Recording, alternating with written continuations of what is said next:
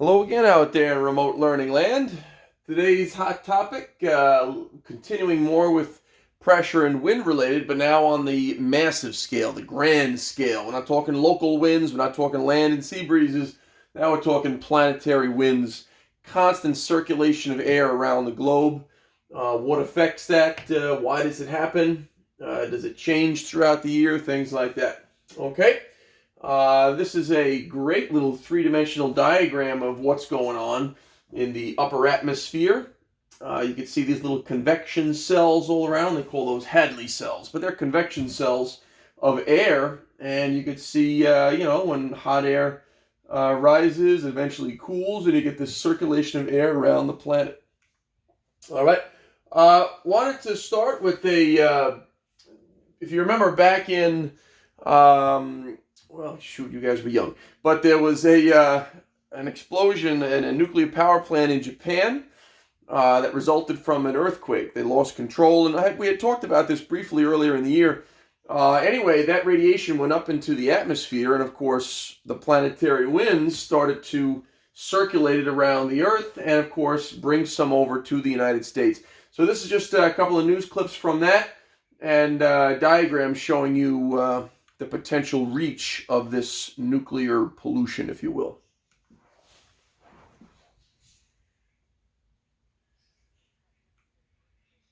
Oh. Hang on one second.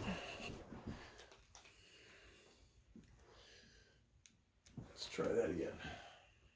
Since that devastating earthquake ravaged the country, the 9.0 earthquake and tsunami that followed killed nearly 7,000 people. Another 10,000 are still missing at this hour. Tonight, the race continues at the Fukushima Daiichi nuclear power plant. The Japanese government has now raised the accident level to a 5 on a scale of 1 to 7. That, by the way, is the same level as 3 Mile Island.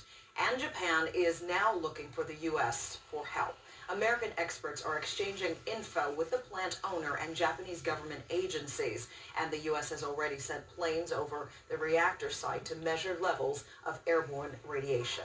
As Japan recovers, the nuclear disaster in that country is causing concern in the United States. A radioactive plume released by damaged reactors at the Fukushima plant has reached Southern California. Health officials insist the levels are not harmful. All right, take a look there. You could see the flow of air spanning from Japan to the United States. And why does that all happen? How could wind possibly blow thousands and thousands of miles like that? Well, it all starts with two things: the uneven heating of the Earth, and of course the Earth's rotation. And here we go. So in the northern hemisphere, if you'll take a look, the wind tries to go straight, but it can't. It gets curved off to the right. And that's because of the Earth's rotation. We call that the Coriolis effect. All right? In the southern hemisphere, take a look. It curves a different way, right? It curves to the left. And again, it's for the same reason, the Coriolis effect. And that deflection that makes water or air curve is partly responsible for the direction that wind will go. All right, and this is in your reference tables, this chart. The northern hemisphere goes to the right. The southern hemisphere goes to the left. All right, get that definition down there. That's called the Coriolis effect, right, due to the Earth's rotation. Now, if you remember, the Earth rotates at 15 degrees per hour, and that might not sound very much, but at the equator, you're talking about a speed of about 1,000 miles an hour. So this rotation is a very significant force in deflecting water and air. And if you think about it, it would kind of be like you trying to walk straight, but the floor spinning beneath you. Not going to happen, right? You're going to fall over, you're going to get dizzy, you're going to get deflected. Well, same thing happens to water and wind. This is the official reference table diagram here. I know there's a lot going on there, but if you pick it apart, it should make sense to you. The upper part here, right, are the winds in the upper atmosphere. And if you take a look, the latitudes in between are directly affected by these winds and the climate at these latitudes particularly. The equator is always wet. Well, take a look. When air rises at the equator, you get low pressure. If you remember, low is wet and warm. All right. So and that's why we have this picture over here. That rising air creates low pressure. But when the air finally cools and comes down, it sinks and it creates high pressure, and high is dry. And at the 30-degree latitudes, both north and south, you have some of the biggest deserts on Earth, because this constant dryness results from high pressure as a result of these upper atmosphere winds. All right, and it alternates: high pressure, low pressure, high pressure. Okay, same thing in the southern hemisphere: high, low, high, and that's why you get wet, dry, wet, dry, wet. Okay, those two things are connected together there. Okay. Winds are named from where they come from. So if you're walking, past the pizza place and you say, "Ooh, that pie smells good." Well, that smell's coming from the pizza place. The same thing with winds. If it's coming from the south, it's called a south wind. If it's coming from the north, it's called a north wind. It's described where it comes from. All right? Well, these winds come from the northeast, so they're called northeast winds. Same with these here, they come from the southeast. So what are they called? Southeast winds. All right?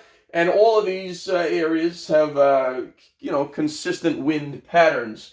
When they come together, remember, coming together, that's convergent. So let's write the word converge in there. Okay? Whereas these are moving away from each other, out from each other, so those are diverging. And of course, that's going to affect the weather and climate as well. Okay? Okay. Again, this chart is in the reference tables, but it's all just kind of black and white. So the color coding hopefully helps you see a little better what's going on.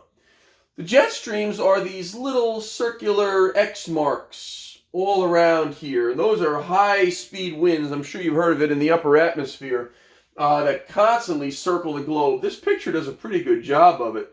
And there are different jet streams. You could see polar, right? Subtropical, and that's what this is showing you here. Polar are the blue, and the reds are the subtropical.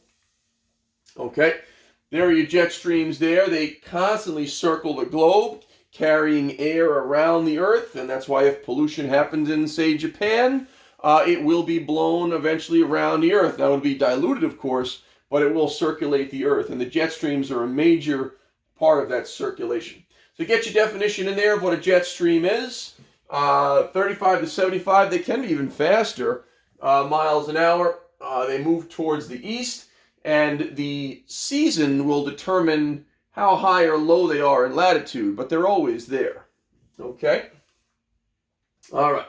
And as far as how does this relate to, how does it affect the land? Well, if this is always wet and warm, obviously that's going to be your tropical rainforests. Where if these areas are always dry, like we said, the biggest deserts on Earth are in this belt here of 30 north and 30 south, right? Death Valley, right? The driest place in the United States out in Southern California is at a latitude of around 30 degrees north, okay? The driest parts of Australia, right? The inner parts of the continent are right around 30 degrees south. Okay. And this is just a great little 3D picture of it. In class, we have this nice fluid model that shows you the circulation. But you heat up the air here, and it splits out, and it circulates, and you get that convection of air in the upper atmosphere. Okay? Once again, these are called Hadley cells. They're just convection cells in the upper atmosphere. Okay. So you have a summary review sheet. You're going to have to go back and use that chart from the reference tables to answer these questions. Take your time on it. Obviously, we'll go through those, and I'll meet you back in the meet in a little bit.